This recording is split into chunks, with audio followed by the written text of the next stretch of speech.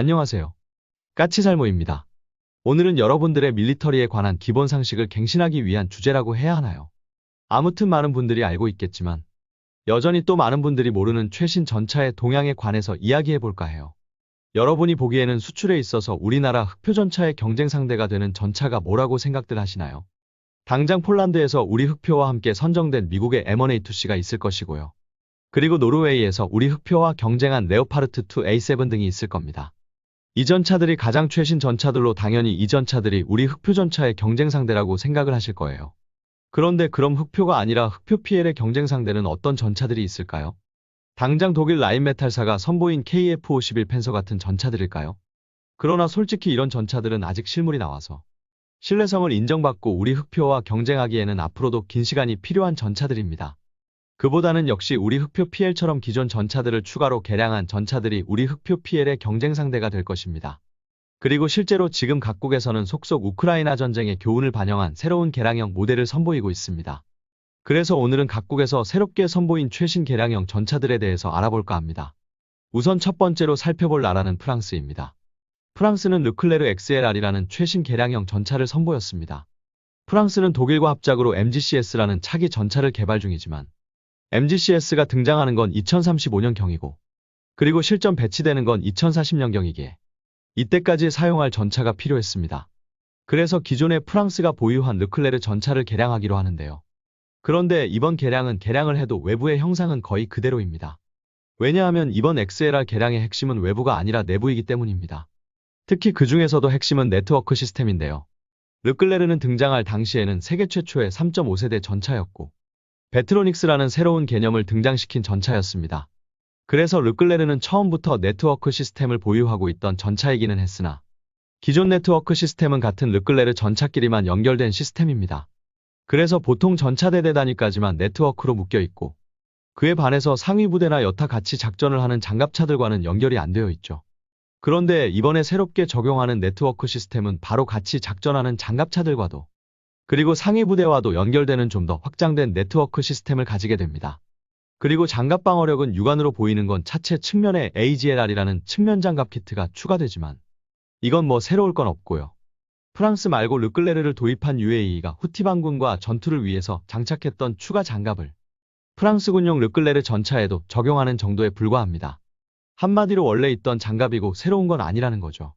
다만 들리는 이야기에 따르면 전차 내부의 장갑재 모듈을 교체해서 방어력이 전체적으로 상승을 했다고 하는데요.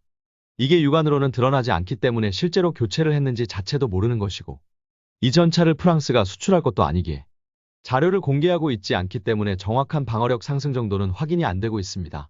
그리고 또 한 가지는 전자전 장비가 추가되었는데요. 이게 우리처럼 무인기 전용 전자전 장비는 아니고 일반적인 전자전 장비입니다. 그래서 이 전자전 장비는 프랑스군의 네트워크만을 빼고는 광역전자전을 수행하기 때문에 당연히 무인기에도 영향을 주긴 하겠지만 무인기만을 위한 전자전 장비는 아닙니다. 그리고 역시 다른 나라의 최신 전차와 마찬가지로 이번에 프랑스도 신형 전자신관이 들어간 IM-3M이라는 신형탄과 새로운 자동신관 장입기가 들어갑니다. 자동신관 장입기는 요즘 최신 전차들에는 전부 들어가는 장비이긴 합니다.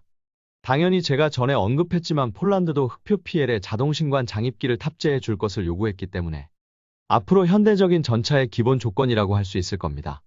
그런데 재미있는 점은 이 XLR의 탄약 보유 방식입니다. 원래 르클레르는 포탑에 있는 자동장 전장치에 22발의 탄약이 들어가고 차체에 예비탄이 18발이 들어가는데요. 그런데 이번 XLR은 차체에 들어가는 18발의 예비탄을 삭제해버렸다고 합니다. 그래서 이 전차에 탑재되는 탄약은 포탑의 자동장 전장치에 탑재되는 22발뿐이라고 합니다. 이게 실제 실전 데이터를 프랑스가 분석한 결과 실전에는 22발 이상의 탄을 사용하는 경우가 거의 없었고 그래서 차체의 방어력을 높이기 위해서 차체에 예비 탄약을 삭제해버린 거라고 하는데요. 이게 옳은지는 논란이 있을 수밖에는 없을 것 같아요. 그리고 특히 프랑스 내에서도 논란이 되고 있는 게 능동 방어 시스템의 부재입니다. 여러분도 알겠지만 앞으로 등장하게 될 신형 전차나 개량형 전차들은 전부 능동 방어 시스템을 탑재하고 있습니다. 그러나 프랑스는 르클레르 XLR에 능동 방어 시스템을 탑재하지 않았고 그 이유는 여러 가지가 있겠지만 주로 비용 문제 때문인 것 같습니다. 그런데 웃기는 건 이번 르클레르 XLR의 개량 비용은 대당 600만 유로. 그러니까 우리 돈으로 85억이나 한다는 것입니다. 이게 뭐 수출 가격도 아니고 프랑스 국내에서 프랑스 기술로 개량을 하는데 이 정도 비용이 들었다는 건 개량 내용에 비해서는 정말 어마어마하게 많이 들어간 겁니다. 그런데 이렇게 비용을 많이 들여서 개량을 하는 건데 능동방어 시스템이 빠져 있어서 프랑스 내에서도 서로 찬반이 갈리는 것 같습니다. 그리고 또 한 가지는 개량 수량인데요. 프랑스는 르클레르를 XLR로 총 200대를 개량할 거라고 합니다. 현재 프랑스가 보유한 르클레르는 406대 정도 되고 그 중에서 실제로 운용하고 있는 건 220대 정도 되는데요. 한마디로 실제로 운용하고 있는 수량만을 개량한다는 겁니다. 재미있는 점은 지금 유럽의 많은 나라들이 우크라이나 전쟁으로 인해서 군비를 확대하고 있지만 프랑스에게는 여전히 우크라이나 전쟁은 남의 일이라는 점입니다. 당장 러시아와도 많이 떨어져 있고 그래서 프랑스는 자국의 군비를 확대할 필요성을 못 느끼고 있습니다. 그래서 실제로 보면 프랑스가 입으로는 우크라이나를 도와야 한다고 떠들고 있지만 실제 지원 규모는 주변국에 비해서 상당히 작습니다.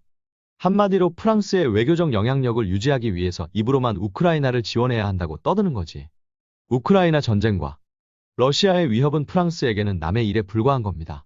그래서 프랑스는 자국군을 확대할 생각도 그리고 보유 전차의 수량을 늘릴 필요성도 못 느끼고 개량도 신형 전차가 나올 때까지 버틸 수 있을 정도로 최소한의 수량만 하고 있는 것이라고 할 수 있습니다.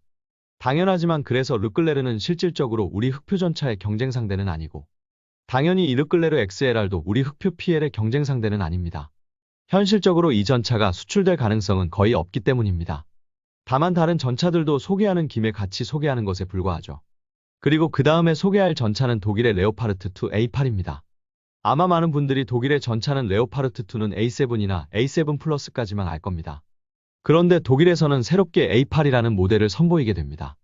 그러나 이게 새로운 전차라고 할 수 있을지는 저도 의문이에요. 왜냐하면 기존 A7 플러스에서 크게 바뀐 게 없습니다. 가장 크게 바뀐 거라면 전차의 가격일 것입니다. 기본적으로 A8은 A7 플러스와 거의 같습니다.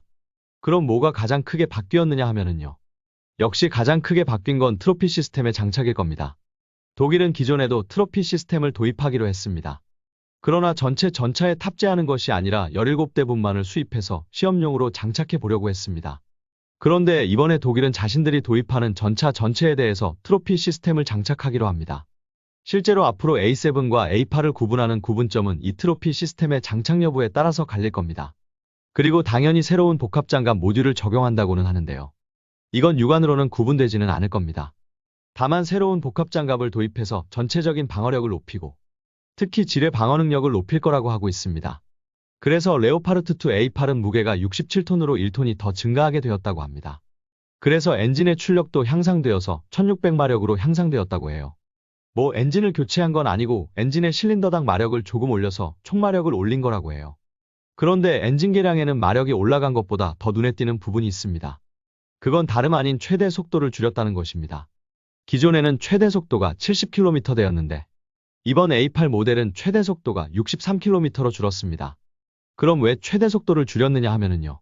기어 세팅을 변경해서 가속력을 증가시키고 그 대신 최대 속도를 희생한 거라고 합니다. 솔직히 이 시점에서 이 이야기를 듣고 여러분은 생각나는 엔진이 하나 있을 겁니다. 가속력은 중요하지 않다고 주장했던 국내의 모 엔진이 생각나실 거예요. 이 전차는 우크라이나 전쟁의 교훈을 반영해서 개량한 전차인데 최대 속도를 줄여서까지 가속력을 높이려고 노력하고 있습니다. 그만큼 전차에게는 가속력이 중요하다는 겁니다. 그런데 국내의 모 엔진은 가속력이 중요하지 않다고 주장하면서 성능 테스트 때 테스트 기준까지 변경했던 걸 생각하면 실소만 나오지 않나 합니다. 아무튼 그래서 앞으로 레오파르트 2 전차를 공급받게 되는 모든 나라들은 바로 이 A8사양으로 공급받게 된다고 합니다. 당연히 노르웨이도 A8사양으로 공급받게 됩니다. 그런데 문제는 이 전차의 가격입니다.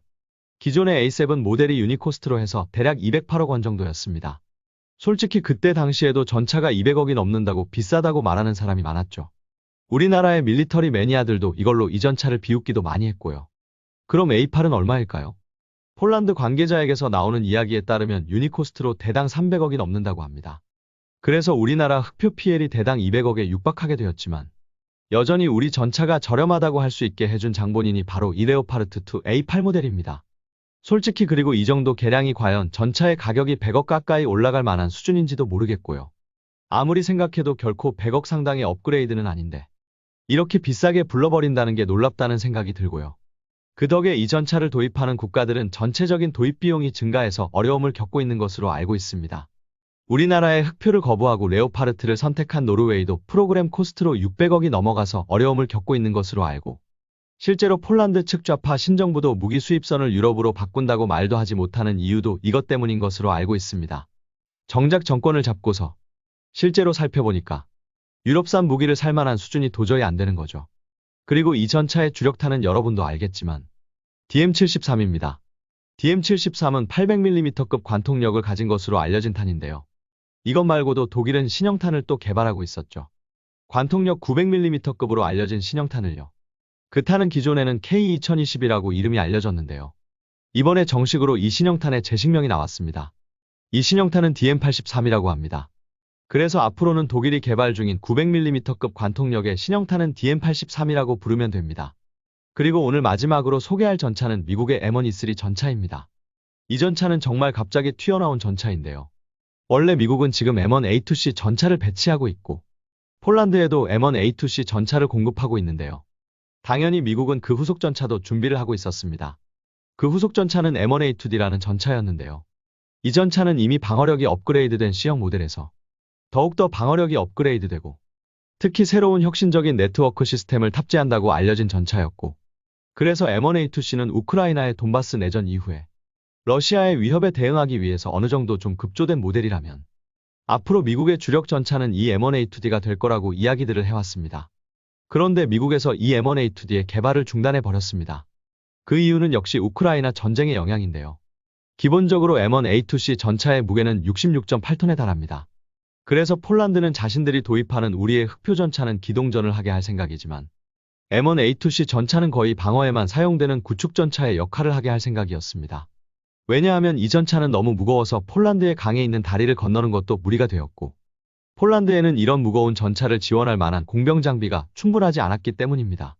그래서 상대적으로 가벼운 우리 흑표 전차는 기동전을, 그에 반해서 무거워서 기동에 제약이 많은 M1 전차는 러시아와 가장 가까운 우크라이나 국경지대에 배치해서 방어용 전차로 사용하려 한 것입니다.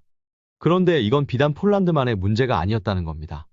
앞으로 미국이 러시아를 상대로 작전을 해야 하는 지역은 폴란드나 발트 3국 또는 전쟁이 끝나고 나토에 가입하게 될 우크라이나 땅이었던 겁니다.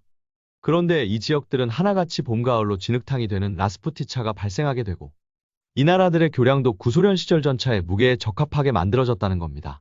한마디로 이 지역에서 M1 전차의 무거운 무게로 인해서 운용에 어려움을 겪는 건 폴란드만이 아닐 거라는 겁니다. 더욱더 M1A2D는 C형보다도 방어력이 높고 그래서 무게도 더 올라가서 무게가 70톤에 육박할 것으로 예상되고 있었기 때문에 미국에게도 M1 전차의 지나친 무게는 심각한 문제로 다가오게 됩니다. 그래서 너무 무거워서 운용에 많은 제약이 가해지는 M1A2D 전차의 개발을 포기하고 M1E3라는 새로운 전차의 개발 계획을 발표하게 됩니다. 그러나 아직 M1E3에 대한 자세한 재원은 공개된 게 없습니다. 다만 무게가 대폭 줄어들 것이라는 건 누구나 공통적으로 이야기를 하고 있습니다. 그래서 무게를 줄이기 위해서 GD사가 공개했던 에이브람스 X처럼 무인 포탑을 적용하거나 아니면 최소한 우리 흑표처럼 자동장전 장치를 도입해서 포탑의 크기를 대폭 줄여서 무게를 줄일 거라고 예측되고 있습니다. 보시는 것처럼 현재 우크라이나 전쟁으로 인해서 무기의 수요, 특히 전차의 수요는 폭증하고 있고 그래서 각국은 우크라이나 전쟁의 교훈을 반영해서 4세대 전차의 개발을 서두르는 한편으로 기존 전차의 개량형도 속속 등장하고 있습니다. 그리고 새롭게 등장하는 전차들은 우리 흑표 PL까지 해서 공통된 특징이 있는데요. 우선은 모든 전차들이 자동신관 장입기를 적용해서 시가전등에 적합한 다목적 탄을 도입하고 있다는 점입니다. 폴란드도 우리 흑표 PL에 자동신관 장입기에 장착을 요구한 상태이죠. 그리고 또 한 가지는 프랑스의 르클레르만 빼고는 전부 능동방어 시스템을 채택하고 있다는 점입니다. 이제는 정말 능동방어 시스템이 선택이 아니라 필수가 되는 시대인 것 같습니다. 그리고 최소한 방어력 향상을 위해서 더 이상 무게 증가를 하지는 않고 있다는 점입니다. 당장 프랑스의 르크레르 XLR 같은 경우는 무게를 증가시키지 않고 방어력을 높이기 위해서 차체의 예비탄을 포기하는 강수를 두기도 했고 레오파르트 2 A8 같은 경우도 더 이상 무게 증가는 거의 없고 단지 장갑 소재만을 변경해서 약간의 방어력 향상만을 이루었다는 것입니다. 거기에 아예 미국은 자신들이 개발하던 M1A2D 전차의 개발조차도 포기를 했고요. 그래서 방어력 향상을 위해서 실질적으로 무게가 증가한 건 원래부터가 무게가 가벼웠던 우리 흑표 전차밖에는 없습니다. 나머지들은 최소한 무게가 그대로 유지되었다고 할 수 있습니다. 그리고 또 한 가지 특징은 무기 가격이 엄청나게 비싸지고 있다는 점입니다. 우리 흑표 전차도 드디어 흑표 PL 모델에서는 대당 200억에 도달을 했고, 레오파르트 2 A8 모델 같은 경우는 별로 개량한 것 같지도 않은데, 가격이 300억을 돌파해버렸습니다. 그래서 무기 가격이 엄청나게 급속하게 오르고 있다는 걸 보여주기도 하고 있습니다. 이게 요즘 최신 전차들의 소식입니다. 이번 우크라이나 전쟁으로 인해서 우리나라는 러시아의 위협에 대응하려는 폴란드 덕에 대규모로 무기를 수출하는데 성공을 했습니다. 그러나 이번 우크라이나 전쟁 특수는 우리나라만 입고 있는 게 아닙니다. 독일과 미국 등에 대한 무기 주문도 폭주하고 있고, 그리고 그에 따라서 무기 가격도 기하급수적으로 오르고 있습니다. 그래서 우리 흑표도 가격이 올라서 비싸졌지만 여전히 상대적으로 저렴하다고 할 수 있는 상태가 된 것이고요. 여러분이 보기에는 어떤가요? 각국의 새로운 개량형 전차와 비교했을 때 우리 흑표 전차의 경쟁력은 어떨 거라고 보시는지요? 이상 영상 봐주셔서 감사합니다.